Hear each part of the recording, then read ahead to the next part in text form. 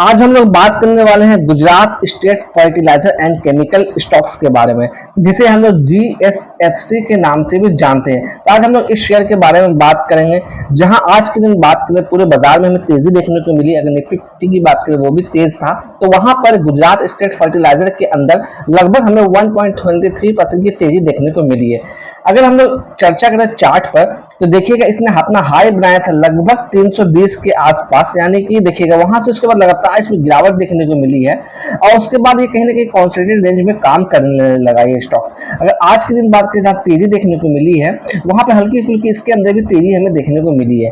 अगर हम लोग बात करें डाउन साइड में सपोर्ट के लिए, जो इसका सपोर्ट निकलता हुआ है वो लेवल है 218 का। तो अगर आप थोड़ा सा रिस्क लेकर यहाँ पे एंट्री करना चाहते हैं तो 218 का एसएल आप जरूर रखिएगा। अगर 218 के नीचे जाती है स्टॉक्स, तो हमारा जो नेक्स्ट सपोर्ट निकलता हुआ आ रहा है वो है 198 का। तो ये एक अच्छा सपोर्ट है, 198 को आप एक अच्छा सपोर्ट लेकर कंसीडर करते हुए चल सकते हैं। अगर आपको अपॉर्चुनिटी ढूंढनी है, अगर आप स्टॉक्स के अंदर एक लॉन्ग टर्म का व्यू रखने के साथ साथ इसमें पोजीशन बनाने की कोशिश कर रहे हैं, तो थोड़ा सा स्टॉक्स में करेक्शन दिखाने दीजिए और थोड़ा उसके बाद कहीं ना कहीं इस जोन के आसपास आप एंट्री बना सकते हैं। अगर हम लोग बात करें इसके अंदर तेजी के लिए, जो जब तक ये स्टॉक्स लगभग 235 या 238 के लेवल को नहीं निकालता, जो कि इसका 50 डेज का मूविंग एवरेज आ रहा है, इसके ऊपर क्लोजिंग देती है, तब कहीं ना कहीं जाके इसके अंदर वापस से तेजी आने की पॉसिबिलिटी बनती है। अदरवाइज ये कहीं ना कहीं स्टॉक्स आपको करेक्शन ही दिखाता हुआ रहेगा।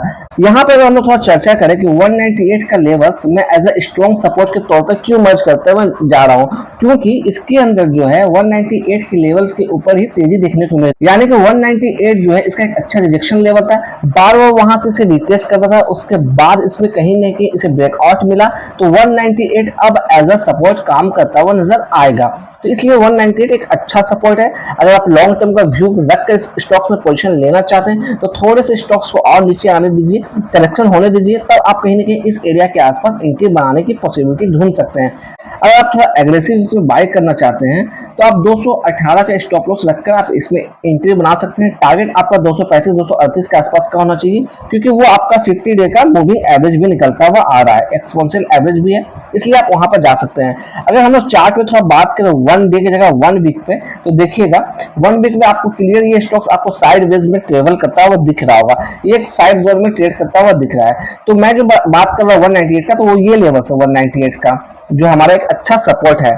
अगर हम लोग यहाँ पर परफॉर्मेंस की बात करें, according to ticker tape, Gujarat state fertilizer के अंदर परफॉर्मेंस इसका लो नजर आता हुआ दिख रहा है। अगर वैल्यूएशन की बात करें, वैल्यूएशन भी एवरेज नजर आती हुई दिख रही है। अगर एंट्री पॉइंट की बात करें, एंट्री पॉइंट यहाँ पर गुड नजर आती हुई दिख रही है, जो कि एक अच्छी बात हमारे निकलती हुई आ रही है। रेड फ्लैग्स की बात करें तो किसी भी तरह का रेड फ्लैग्स इस स्टॉक्स के अंदर नहीं है। अगर हम लोग फोरकास्ट एंड रेटिंग्स की बात करें, तो किसी भी एनालिस्ट ने इसे कवर अभी तक नहीं किया है, यानी कि किसी भी एनालिस्ट से बाय या सेल का रिकमेंडेशन अभी तक इसमें नहीं दिया है।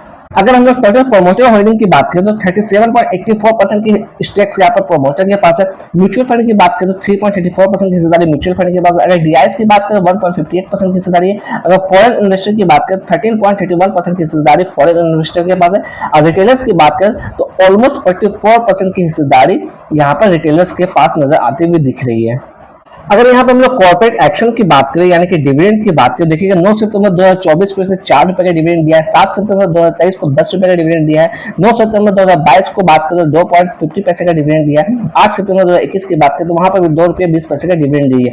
यानी कि लगातार आपको सितंबर के मंथ में हर साल कंटिन्यूसली कहीं ना कहीं डिविडेंड देती हुई आ रही है ये स्टॉक्स।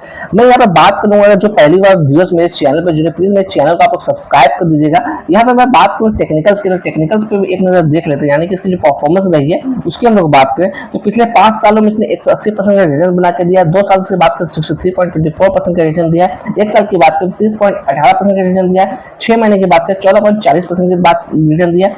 अब पिछले 3 महीने से हम लोग बात करें तो -15% है, यानी कि ऑलमोस्ट आपके पैसे को ये माइनस करता आ रहा है पिछले 3 महीने से। पिछले 1 महीने की बात करें 2.52% का निगेटिव रिटर्न यहाँ पर दिया है इसने।